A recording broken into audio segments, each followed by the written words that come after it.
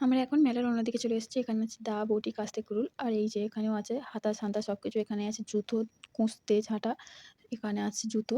এই একটা দোকান জুতোর দেখা পেয়েছি, সেইজন্য দেখালাম। আর এখানে ব্যাগ, ঘুঘুরের দোকানেও একটা বসেছে। এখানে বাচ্চাদের মাটির খেলনা বসেছে। দেখো বন্ধুরা, আর এখানে মাটির খেলনাগুলোর দাম অনেকটাই কম, সেইজন্য অনেকটাই ভিড় রয়েছে। আর এখানে একটা বাচ্চা খেলা করছে। এখানে নাগরদোলা আছে আর এখানে রয়েছে চিপস, আচার, সস সব রকমের রয়েছে, তো দেখতেই পাচ্ছ।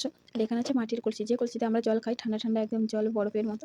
আর এখানে একটা ঘুগনি দোকান। মেলাতে এতই ঘুগনি দোকান বসেছে যে আমাদের জিভে জল চলে আসে। সেইজন্য ঘুগনি দোকানের সামনে একেবারেই চলে আসলাম। আর ১ প্লেট ঘুগনি নিয়ে নিলাম, ঝটপট করে খেয়ে নিলাম ঘুগনিটা। নিয়ে আবার খেলা দেখাতে চলে এসলাম আপনাদেরকে। আর এখানে যতদিকেই তাকাচ্ছি শুধু মাটির খেলনা, ভাঁড় সবকিছুই রয়েছে। এখানে মাটির উনুন আর এই যে গলার সেট, হার, বাচ্চাদের খেলনা। আর এখানে একটা ফুল আর লেবু দোকান রয়েছে। এখানে একটা ভ্যানে করে দোকান এসেছে জুতো। আর এখানে একটা জামার দোকান। এখানে রয়েছে মিষ্টির দোকান। দেখতেই পাচ্ছ গজা, জিলাপি সব রকমের মিষ্টি। আর এখানে রয়েছে ঘুগনি, পকোড়া, পরোটা, চাউমিন, রোল যা খুশি আপনি খেতে পারেন।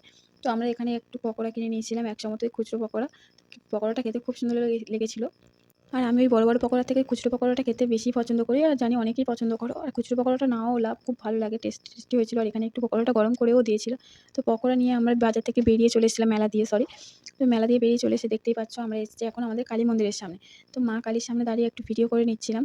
তো ভিডিওটা এইজন্য করছিলাম যাতে আমি যেহেতু মন্দিরের মধ্যে ঢুকতে পারবো না, তাই জন্য বাইরে দিয়ে ভিডিওটা করে নিচ্ছিলাম। আর দেখো মায়ের সামনে কত ভক্ত দাঁড়িয়ে রয়েছে।